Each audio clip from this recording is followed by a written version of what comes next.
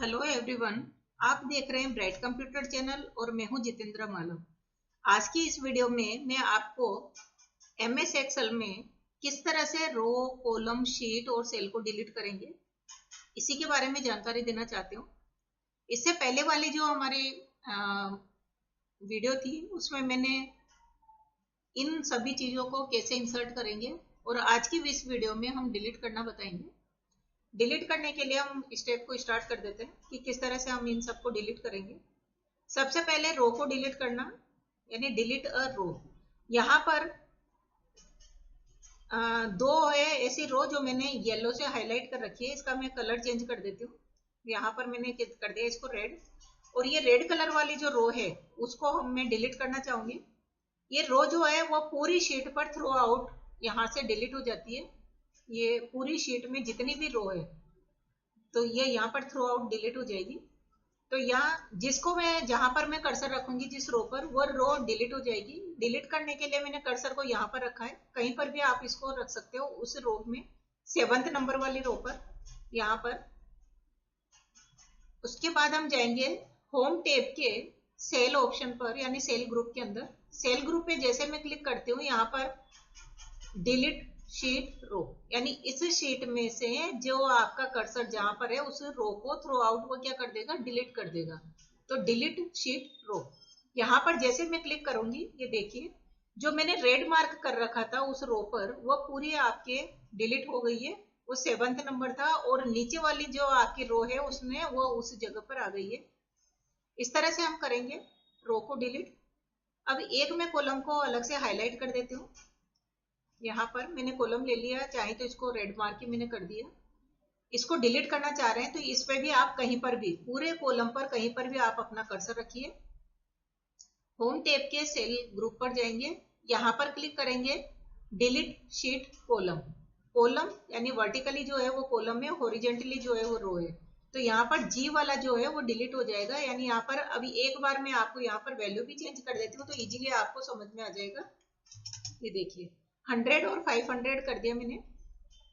Delete वाले पर गए और डिलीट शीट कॉलम जैसे मैं क्लिक करूंगी तो जो रेड मार्क हो रहा है प्लस यहाँ पर मैंने वैल्यू भी डाल दी है, तो दोनों चीजों से आपको आसानी से समझ में आ जाएगा।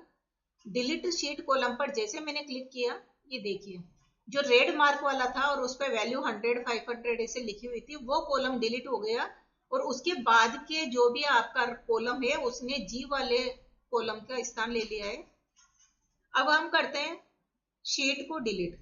शीट को डिलीट करने के लिए यहाँ पर 3 शीट मेरे ओपन है, शीट 1 2 3।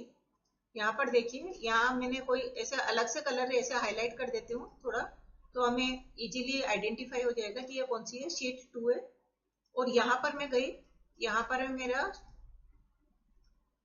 ये 3rd नंबर वाली शीट।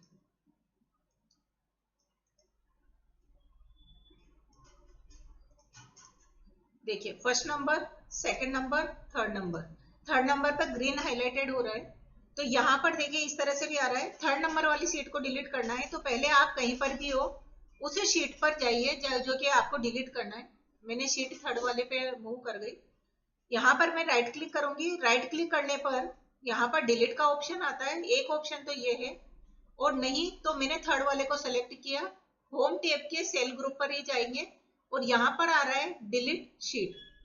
जैसे मैं इस ऑप्शन पर क्लिक करती हूँ तो यहाँ पर वो बोलेगा कि एक्सेल विल परमानेंटली डिलीट। आप इसको परमानेंटली डिलीट करना चाह रहे हो क्या, तो यस पे, do you want to continue, yes.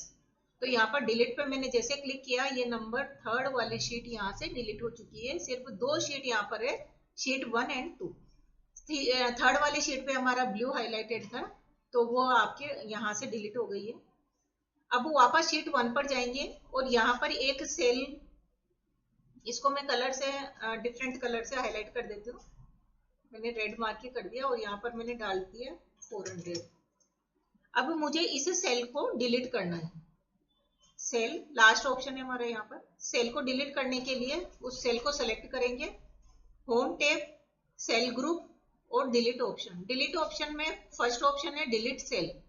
जब इस सेल को डिलीट करेंगे तो वह आपसे ये पूछ रहा है कि आप कौन सी शीट को, कौन सी सेल को उस जगह पे लाना चाह रहे हो। यहाँ पर मैंने दे दिया 100।